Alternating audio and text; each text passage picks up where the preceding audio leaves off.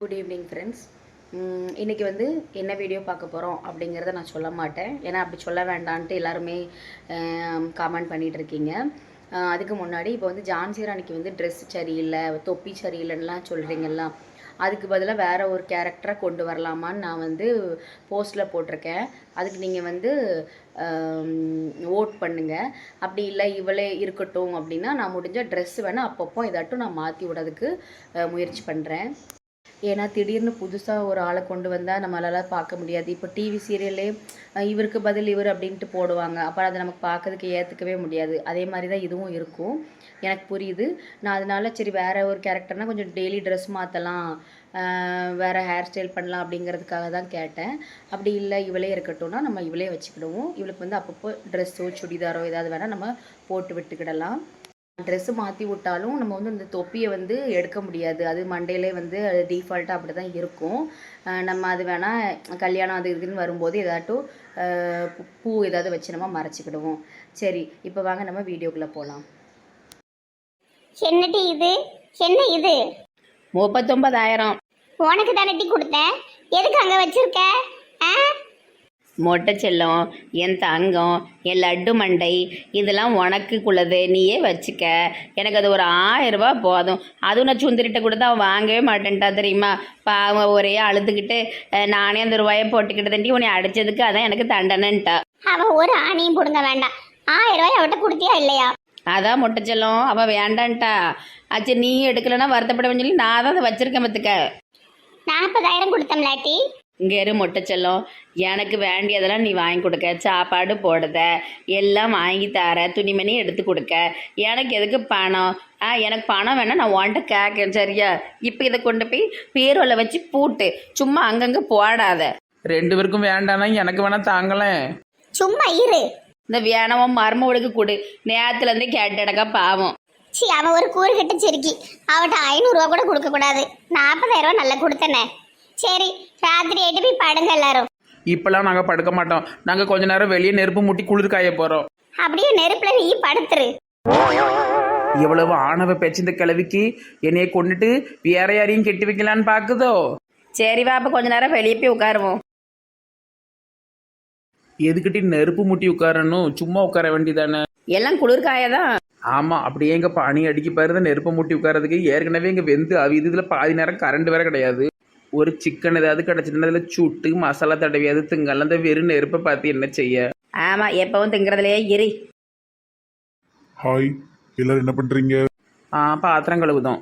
என்ன மைனி, எப்பவுமே நக்கல் பேச்சு தானா? என்ன குழந்தனாரே, 1000 ரூபாய்க்கு கூட பெற மாட்டேங்கிங்க. உங்கள்கிட்ட என்னத்தை போட்டு பேச?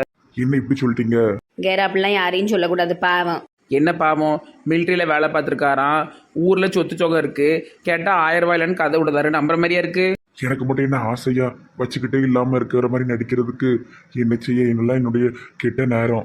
உங்களுக்கு கெட்ட நேரம் கிடையாது. நீங்கள் நல்லா ஜம்னு இருக்கீங்க. எங்கள் சான்சரனுக்கு தான் கெட்ட நேரம். உங்களால் அவதான் எல்லார்கிட்டையும் அடியும் மிதியும் வாங்கிக்கிட்டு இருக்கா. யார் அடிச்சா? என்ன நடந்தது?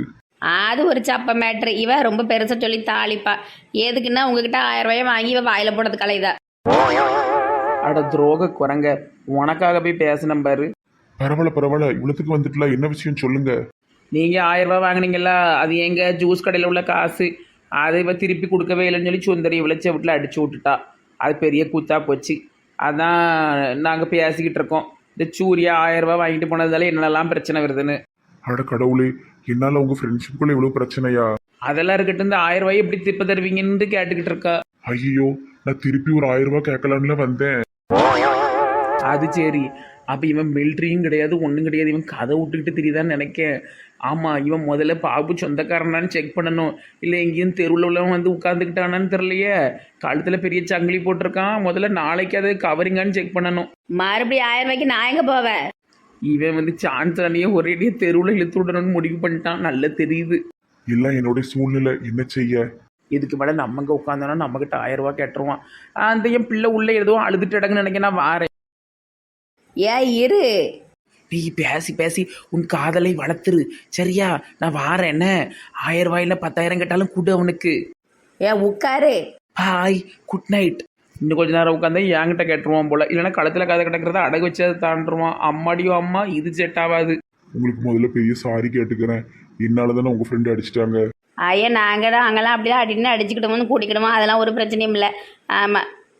எனக்கு மறுபடியும் ஒரு 1000 ரூபாய் வேணும். மற்றவங்ககிட்ட கேட்கறதுக்கு ஒரு மாதிரி இருக்கு. மொட்டை செல்லம் கொடுத்த 1000 ரூபாய் என்கிட்ட தான் இருக்குது. ஆனால் நான் அதை தரமாட்டேன். ஆமாம், அடுத்தவங்க காசு எடுத்து கொடுத்தா என்ன நடக்குன்னு நான் அதே தெரிஞ்சுக்கிட்டேன். நாளைக்கு கொஞ்சம் பொறுத்துருங்க. பிரியாணி கடையில் வேலை பார்த்துட்டு இருந்து 1000 ரூபா தாரேன். அதுவும் 1000 ரூபா தர மாட்டாங்க. ஒரு நாள் சம்பளம் 500 ரூபா தான். ஒரு 2 நாள் வெயிட் பண்ணிங்கன்னா 2 நாள் சம்பளத்தை தந்துடுவேன். நான் உங்களை ரொம்ப கஷ்டப்படுத்துறேனோ? இல்லை நீங்கள் கஷ்டப்படுத்தலை. உங்களுக்கு என்ன தேவையோ தெரியலல்ல. காசு இல்லாமல் தானே என்கிட்ட வந்து கேட்டுக்கிட்டு இருக்கீங்க. கழுத்தில் பெரிய முறுக்கு செயின்லாம் போட்டிருக்கீங்க. ஆனால் நீங்கள் பஞ்சு பட்டு படுறத பார்த்தா அது எல்லாமே கவரிங்கன்னு எனக்கு தோணுது. அப்போ நாளைக்கு நீங்க வேலைக்கு போயிட்டு அந்த 500 ரூபாய் சம்பளத்தை வாங்கி எனக்கு கொஞ்சம் தருவீங்களா? சியாய், இவன் என்ன பஞ்சத்தில் அடிப்பட்ட பிச்சைக்கார மாதிரி பேசிக்கிட்டு இருக்கான். இவன் ஏதாட்டும் ஒரு வேலைக்கு போகலாம்ல. ஏன் என்கிட்ட வந்து கேட்கான்னு தெரிலையே. சான்சி, ஜானகி, நீ என்னனாலும் சொல்லி இந்த ஜானகின்னு மட்டும் சொல்லாத. சரி நாளைக்கு வேலைக்கு போயிட்டு தாரேன். ரொம்ப தேங்க்ஸ். சரி நேரம் ஆயிட்டு நான் போய் உறங்க போகிறேன். நாளைக்கு இந்த பொண்ணு நமக்கு 1000 ரூபாய் தருதான்னு பார்ப்போம். எனக்கு தூக்கம் வரல. நான் அப்படியே வெளியே சுத்திட்டு அப்புறமா மிட் நைட்ல தான் வீட்டுக்கு போவேன். நல்ல ஏதாவது ஒரு பெரிய ஹோட்டலாக பார்த்து பிரியாணி சாப்பிட்டுட்டு ஏதாவது நைட் ஷோ பார்த்துட்டு தான் வீட்டுக்கு போகணும். பழம் பழம் பழம் பழம் பழம் வாங்கோ வாங்கோ வாங்கோ, சுவையான பழங்கள், இனிப்பான பழங்கள், அருமையான பழங்கள். ஐயோ, அந்த ஃபிகரு. ஹாய் ஹேண்ட்ஸம், என்ன பண்றீங்க? பழம் வித்துக்கிட்டு இருக்கேம்மா, பழம் வித்துக்கிட்டு இருக்கேன். என் காதலை நீங்க ஏத்துக்கிட்டீங்களா? உன் காதலை ஏத்துக்கிறதுக்கு எனக்கு என்னம்மா தகுதி இருக்கு? நான் பாரு கறி உருண்டை மாதிரி இருக்கேன், நீ பாரு ரவா லட்டு கணக்கா இருக்க. காதலுக்கு கலர் முக்கியமே கிடையாது. கலர் முக்கியம் கிடையாதுமா. ஆனா நான் ஒரு நிச்சயமான பாவிமா, நிச்சயம் பண்ண பாவி. எனக்கு ஒரு தருத்தரத்தை நிச்சயம் பண்ணிட்டாங்கம்மா, நிச்சயம் பண்ணிட்டாங்களே. என்ன பேசுறீங்க ஹேண்ட்ஸம்? உங்க அழகுக்கும் அறிவுக்கும் யார் அந்த பொண்ணு? யாரு? அது ஒரு தத்திரம் முடிச்ச யோகா டீச்சர் மூதேவி. அது எப்படியோ அவங்க அப்பனையே வலையில விழ வச்சுட்டான். நிச்சயதார்த்தெல்லாம் ஆயிட்டம்மா, நீ என்ன மறந்துருமா, என்ன மறந்துரு. முடியவே முடியாது, நான் உங்களை மறக்கவே மாட்டேன். ஐயோ, நான் என்ன செய்வேன், என்ன செய்யனே எனக்கு தெரியல. சே, நான் பேசாம இருந்திருக்கணும். நான் என்ன தெரியுமா பண்ணேன்? எனக்கு அந்த யோகா டீச்சர் மேல காதலும் கிடையாது, ஒரு கத்திரிக்காவும் கிடையாது. இந்த பால் பாண்டின்னு ஒரு பையன் உண்டு.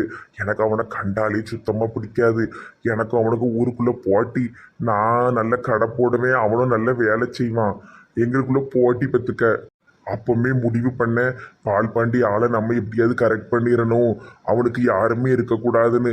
அது என்னமோ தெரியல, சின்ன வயசுலேருந்து எனக்கு அவனை கண்டாலே பிடிக்காது. அந்த பகையில தான் இந்த மூதேவியை தெரியாதனமா நான் பேசி தொலைச்சிட்டேன். இந்த நாதாரி என்னைய பாடா படுத்துறா. பழ கடைக்கு பழத்தெல்லாம் பிடுங்கிட்டு போறா. ஓ, அப்போ உங்களுக்கு அந்த பொண்ணு மேல லவ் கிடையாது. நீங்க உங்க எதிரி மேல உள்ள வெறுப்புனால தானே அதை பிரிச்சீங்க. So simple. இப்போ அந்த பொண்ணுகிட்ட போய் எனக்கு ஒன்று பிடிக்கலன்னு சொல்லிருங்க, நான் உங்களை லவ் பண்றேன். அவ பறந்து பறந்து அடிப்பாமா, ஃபைட்டா பண்ணுவா. என்ன செய்யணும் எனக்கு தெரியல. நீ வேணா என்ன மறந்துரு, நம்ம அடுத்த ஜென்மத்துல சேருவோமா? வாழ்க்கை ஒரு வாட்டி தான் அமையும் மிஸ்டர் கறி உருண்டை. நல்ல யோசனை பண்ணிக்கோங்க. இந்த பொண்ணா அந்த டெய்லி அடி அடின்னு அடிச்சு பழத்தை ஃபுல்லாக காலியாக்குற அந்த பொண்ணான்னு? நாளைக்கு எனக்கு உங்க பதில சொல்லுங்க. இவ சொல்றதும் கரெக்டு தான். இந்த மாதிரி பொண்ணெல்லாம் கிடைக்கவே கிடைக்காது. அது யோகா டீச்சர் நாதாரி எனக்கு சுத்தமா பிடிக்கல. அது மட்டும் இல்லாம பால் பாண்டி மேல உள்ள கடுப்புல இருந்தால தானே நான் அவளை கல்யாணம் பண்ண ஒத்துக்கிட்டேன். அடுத்தவங்க லவ்வையா பிரிச்சு விடுற, உனக்கு நல்ல பாடம் கத்து கொடுக்க. சரி, யோகா டீச்சர் வீட்டுல போய் இனி இந்த கல்யாணம் நடக்காதுன்னு நான் சொல்லிட்டு வந்துடுவேன். நாளைக்கு இந்த ரவாலட்ட கல்யாணம் பண்ண போறேன். ஆகா என்பார்கள், அடடா என்பார்கள், அவளை பார்த்து எல்லோரும். மூச்சு விடும் ரோஜா செடியை பார்த்ததில்லை யாரும் தான், அவளின் முகம் பார்த்தாலே அந்த குறை தீரும் தான். வார யோகா டீச்சர் வீட்டுக்கு வாரேன். யோகேஸ்வரி, கல்யாணத்துக்கு இன்னும் 1 வாரம் தாம இருக்கு. மாப்பிள்ளை என்ன அவன் பாட்டுக்கு அலையுதான். உனக்கு 18 பவுன் நகை போட சொல்லி நம்ம சொல்லியிருக்கோம். அது மட்டும் இல்லாம கல்யாண செலவெல்லாம் அவனை ஏத்துக்க சொல்லியிருக்கோம். எல்லாம் பண்ணிடுவானா? கண்டிப்பா கண்டிப்பா பண்ணுவான். என்னை விட்ட அவனுக்கு பொண்ணே கிடைக்காது. இன்னும் மாப்பிள்ளை இங்க வராரு. வாங்க மாப்பிள்ளை, உட்காருங்க. என்ன மாப்பிள்ளை இந்நேரம் வந்திருக்கீங்க? என்ன விஷயம்? கடையில போய் வியாபாரம் பார்க்கலையா? எனக்கு போட வேண்டிய நகைகள் எங்க? கல்யாண செலவுக்கு பணத்தை கொடு. ஆமா, எங்க யோகேஸ்வரிய கல்யாணம் பண்ணதுக்கு நீங்க யோகம் பண்ணிருக்கணும். அவளுக்கு 18 பவுன் நகை ரெடி பண்ணிட்டீங்களா மாப்பிள்ளோய்? ஆமா, பெரிய சீமையில இல்லாத பொண்ணு இவளை கல்யாணம் பண்ணிக்க நான் 18 பவுன் நகை போடணுமா? கல்யாண செலவெல்லாம் ஏத்துக்கிடணுமா? டெய்லி இவளுக்கு பழம் கூட கூடையா கிலோ கணக்கில் அள்ளி கொடுக்கணுமா? என்ன நினைச்சுக்கிட்டு இருக்கீங்க உன் மனசுல? இதெல்லாம் எந்த ஊர்ல நடக்கும்? நகை இல்லைன்னா கல்யாணம் நடக்காது, பார்த்துடுங்க. வேண்டாம், எனக்கு இந்த கல்யாணம் வேண்டாம். உங்க மவளுக்கு கல்யாணம் பண்றதுக்கு நான் நகையை போட்டு உங்க மவளை ஆரத்தி எடுத்து நான் கூட்டு போகணும்னு எனக்கு அவசியமே இல்லை. எனக்கு உங்க மவ வேண்டாம். சரியான திண்ணி மூட்டை. ஓவரா பேசுற வாய மூடு, மாய மூடு. எனக்கு உங்க 2 பேரையுமே பிடிக்கல. இந்த கிழமை ஒரு பேராசை பிடிச்சவன், நீயும் ஒரு பேராசை பிடிச்சவ. ஆமா, நான் இந்த கல்யாணத்தை வேண்டான்னு சொல்லதுக்கு தான் வந்தேன். நல்லதா போச்சு, உங்க அப்பாவே சொல்லிட்டாரு நகை இல்லைன்னா கல்யாணம் கிடையாதாம. வேண்டாம், கல்யாணம் கேன்சல். கத்தவராயா யோசிச்சுக்கோ. தேவையில்லாம வார்த்தைய விடாத. எம்மாடி, ஒரு தடவைக்கு 10 தடவை யோசியாச்சு. ஆமா, வேண்டவே வேண்டாம். கையெடுத்து கும்பிடுறதே நான் போயிட்டாரு. எப்படியோ அவளை கரட்டி விட்டாச்சு. நம்ம போய் அந்த ரவா லட்டு ஃபிகர் கூட தான் டூ இட்டு. என்னம்மா யோகேஸ்வரியும் இப்படி பேசிட்டு போறா? போச்சு எல்லாம் போச்சு. அரசனை நம்பி புருஷனை கைவிட்ட கதையா போச்சு. நல்லா இருந்த பால் பாண்டிய வேண்டான்னு நான் சொன்னேனே. இப்போ நான் என்ன செய்வேன்? பேசாம பால் பாண்டி காலில் நான் விழுந்துருட்டா? ஆமா, வேற வழியே இல்ல. இந்த கறி உருண்டை போட்டும் பால் பாண்டிய மறுபடி பிடிப்போம். பூக்கடை போட்டு செட்டில் ஆயிட்டான். நல்ல வருமானம் வருது. இவன் போகிறான். நம்ம மறுபடியும் பால் பாண்டியவே போய் பிடிப்போம். அவனால 18 பவுன் போடட்டாலும் ஒரு 10 பவுன் போட சொல்லுவோமா? ஓகே. நாளைக்கு பால் பாண்டிய பாருங்க. குறிச்ச நேரத்தில் கல்யாணம் நடக்கணும்.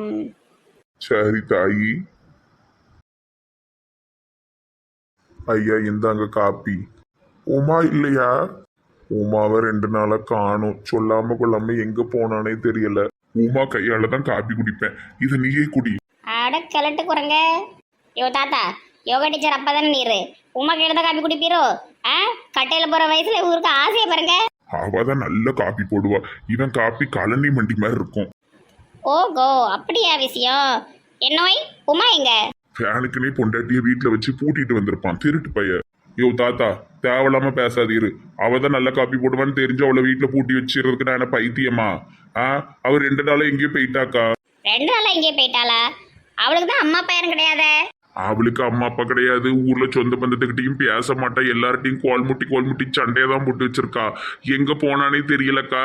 வீட்டுல இருந்து துணிமணி எதுவுமே எடுக்கல. பத்திடுங்க, காசு கூட எதுவுமே எடுக்கல. அடப்பாவி, சோலோ ட்ரிப் போயிட்டா போலயே. அது எந்த ஊருக்கா? அது தனியா ஊருக்கு போறது, தனியா டூர் போட்டு போறதுன்னு சொன்னேன். என்னன்னே தெரியலக்கா. பிள்ளைய விட்டுட்டு இப்படி எவ்வளவு போவாளா? அந்த பிள்ளைய நான் தான் தினமும் கடந்து போராடிக்கிட்டு இருக்க பள்ளிக்கூடத்துக்கு அனுப்ப. சரி வந்துருவா. எங்க பேர போறா? இல்ல எவன் கூடயும் ஓடிட்டாளான்னு தெரியலக்கா. அடச்சி, நீ எல்லாம் ஒரு மனுஷனும் வாங்கூட இத்தனை வருஷம் வாழதா பாரு. பொண்டாட்டி மேல நம்பிக்கை வை கொஞ்சம் மாட்டோம். சரியா? ஆளை பாருங்க ஆளை. இந்த காலத்துல என்ன நடக்குனே தெரியாதுல்லக்கா. டீ கடைக்கு வந்து எவனையும் கரெக்ட் பண்ணிட்டாதான்னு தெரியல. சி, நீ எல்லாம் ஒரு மனுஷனா இரு. உன் பொண்டாட்டி வந்தது இதெல்லாம் நான் சொல்லி கொடுக்க 1க்கு 2 சொல்லி கொடுக்க பாரு. எதுவும் சொல்லிடாதுங்கக்கா. இந்த ஆளுக்கு நான் அக்காமா, என்னை விட 3 வயசு மூத்த ஆளு. கல்யாணம் ஆகி ஒரு குழந்தை இருந்தா போதும், அக்கா நொக்கான்னு வந்து கூப்பிட வேண்டியது நமக்கு ஒரு மாதிரி இருக்குல்ல.